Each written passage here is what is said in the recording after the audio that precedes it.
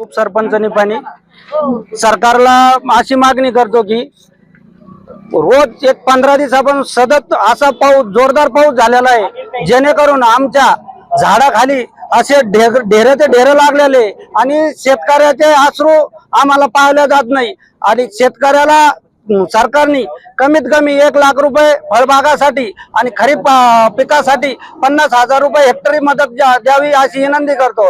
आणि आता दादा सांगते की सगळं सोंकारता येतं, पैशाचं सोंकारता येत नाही, परंतु त्याला सकाळी 5 ला जर शपथविधी घेता येतो तर एवढं सोंग आमचं बिन मान्य करून आम्हाला त्वरित खूप मुख्यमंत्री असन अजितदादा साहेब, उपमुख्यमंत्री असन शिंदे साहेब असन, याला कळकळीची विनंती।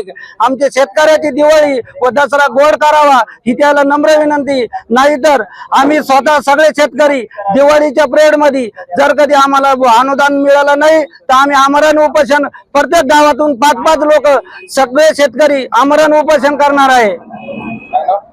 गोपीनाथ भालेकर, उपसरपंच निपाणी।